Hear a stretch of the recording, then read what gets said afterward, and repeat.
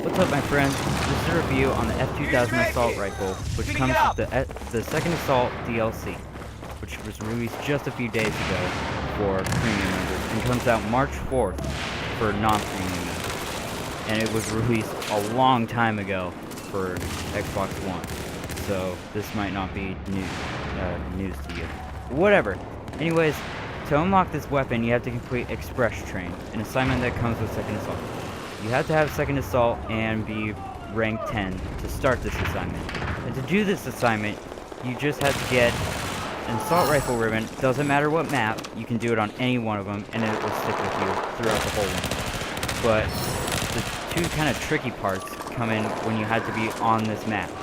You have to get 10 kills inside the metro, and what it means by that is not being in the cafe area, which is where I am right now in this video, and not be in the park area where you start out in Rush or you play in Obliteration. So it's not that hard, you just have to be in the building. That's it. So anyways, the really hard part comes from, it might not be hard for you, I don't know. It's all just player's experience, but the difficult part for me was the 2 kill assist ribbons, which is 10 kill assists in all, which is a pretty substantial amount if you think about it. But to do my method to this madness was sticking a duckbill on a DBB-12 or any semi-auto shotgun for that matter. I wouldn't recommend maybe the QBS-09 and the DBB-12 because I think those do higher damage, but I could be wrong. Anyways, I stuck it on that, and then I used incendiary grenades and the LVG, which is very usual for this assignment, I've heard. So, anyways, why did I stick a duckbill on there? Because only some of the pellets would hit, and then you'd let other guys kill them, and it wouldn't be that hard. It was definitely not that hard. This is what I did for I got it on the second try, but it still was a bit of a hassle to get because I was really stressed out about, like, my ribbons weren't showing up, so I was like, oh jeez. So I finally unlocked it, and is it worth it? I find it very worth it. I love this gun. Like, it brings back so many good memories. It looks badass unless you put a vertical type grip on here, but then it kind of looks stupid. But other than that, it looks amazing. The reload is really smooth, but long, unfortunately, which is where one of the major downfalls of this thing is. And its fire rate is really nice. It's like balanced between the M416 and the AEK 971. So it doesn't waste ammo, but it doesn't put it out at too slow of a rate for it to be ineffective. So it's really good balance. But downfalls of this thing, although it has kind of weird side-to-side recoil. And what I mean by that is that it actually has some of the highest, if not the highest, side-to-side recoil and first shot recoil in the class. Which is really unfortunate, but and I know I'm not statistical, but I accidentally found this out, so I didn't really get a choice here. Anyways, that's where it kind of comes difficult. I don't particularly notice it unless I'm at a decent range. Then it kind of is a problem. But the other downfall to this thing is its reload. It looks as cool as the reload looks. It lasts a little too long for a lot of people's tastes. Excuse me, I can't talk. The short reload isn't really a problem at 2.4 seconds. It's not really that long, to be honest with you. But the long reload, as its name implies, is really long, at 3.9 seconds. So that's about 4 seconds, which is one of the highest. I think it's the second highest next to FAMAS. In the class, so you're gonna have a little bit of a problem with that every once in a while. Like, as long as you conservatively reload or just reload at the right time, you'll be okay. But if you get caught with the long reload and you're in an engagement, you better hope luck is with you, because it might be a bit of a challenge. So now that all the negative stuff is out of the way, what's good about this?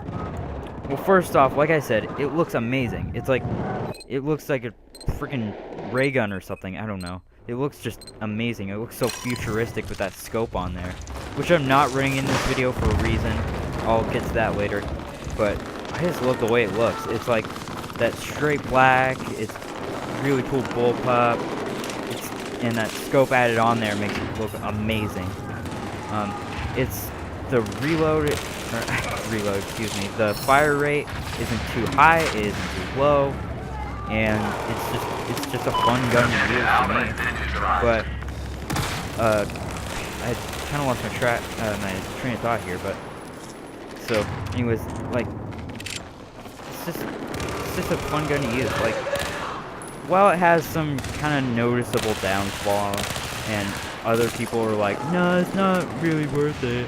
I don't see it that way. I love this thing. It's my favorite assault rifle now, and I've been getting kills with it out the freaking wazoo.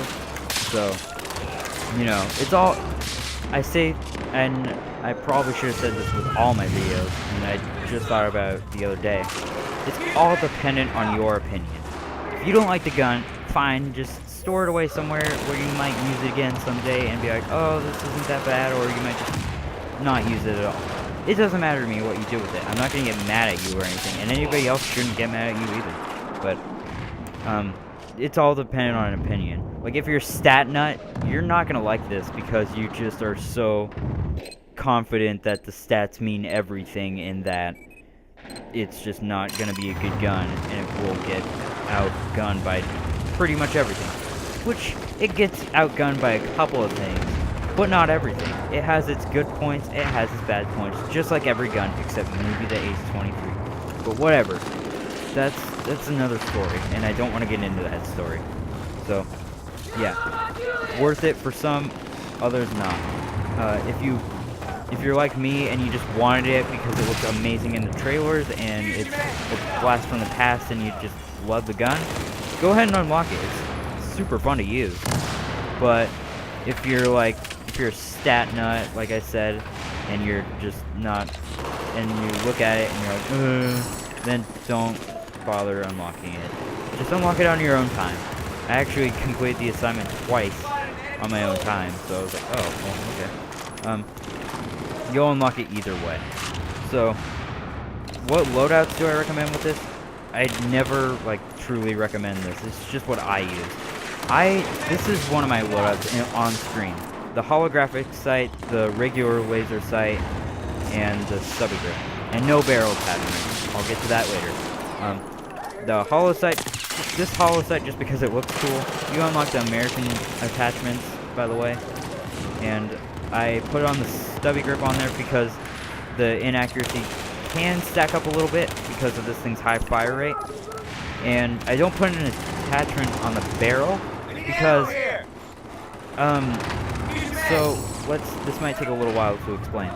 So, since this gun has a high fire rate, all the things that are amplified in a barrel attachment, such as,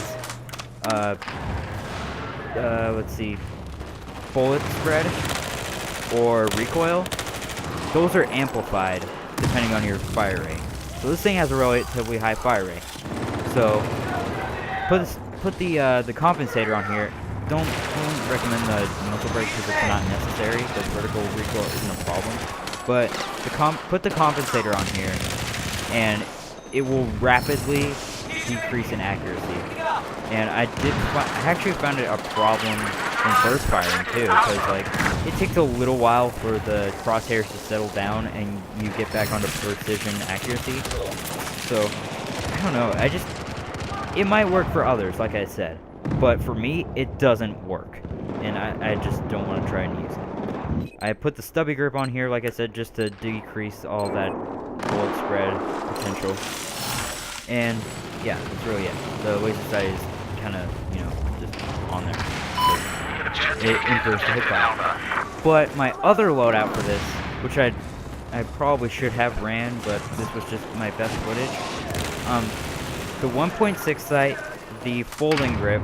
Notice how I say folding grip. I don't like the angle grip on very many weapons. The laser and flashlight combo, and that's it. I mean, once I unlock the flash hider, then I'll put that on there, because it doesn't do anything to the barrel, it just hides your flash. Other than that, I do that because, why do I change the laser sight? because with the reticle that you get with the 1.6 sight, which is a great sight for me, but I know that others don't like it, so you can always use the iron sights. Anyways, once you stick a laser sight on here, it kind of messes with me, because the laser sight at moderate ranges is above the reticle, which confuses the hell out of me, because I'm like, oh, I should actually shoot where the red dot is, and then it messes my whole game up. So I take that off when I put that on there, and then I just unlocked the laser slash flashlight, and it seems like it's less amplified, so I stick that on there now. And I put the folding grip on there because, like I said, this thing actually has the most, I think, first shot recoil. Maybe the FAMAS is higher. I don't know. I don't like stats, like I said. So yeah, that's my reason for that. So yeah, what are you gonna think of it? It's all up to you. Like, if you're going into it positively and you're like, this is gonna be a fun gun to use, then it will be. But if you're a stat freak and you know that it's not gonna, like, it doesn't really have its own good points to it, then you're not gonna like it. That's really what it comes down to. It's all about point of view. And, you know, maybe you are a stat freak and you will like it. I don't know. It's all dependent on the person. And whatever you stick with is all up to you. I don't get an opinion, and nobody else should. So, yeah. Maybe stick it in a corner, don't use it, or use it all the time like I do. So, yeah. I can't give this gun a 5 out of 5 just because of the downfalls it has. So I'll give it the closest thing I can, which is 4 out of 4. I have had a bit of a problem with it seeming like it takes a little longer to kill. Like, well, not longer, just like more bullets. I don't know. It feels like I'm not doing as much damage as I should be. But I think it's just a psychological thing, so I would look out for that. It is a tad inconsistent, but that's it. That's my only other complaint. Other than that, I love the gun. It's got perfect fire rate. It's not too high, too low. The reload is a bit of a problem, which is also why it gets Dr. Star. And yeah. So, is it worth the grind? Depends on your point of view. Doesn't matter to me. I found it worth the view, but, you know, whatever. Alright guys, that's really gonna wrap it up. I wind up going like 27 and 16 in this. I mean, I'm not gonna show the rest of the footage just because it'd be too long, so. I might, if you want, I'll put up more F2000 footage in the future, and I will be doing all the other guns later. But not now, because it's 10:36 at night, and I'm getting really tired. So alright guys, hope you enjoyed, and I hope you learned a little something too. And I will see you guys in the next video, which will be the review of the DAO-12 shotgun. Bye guys!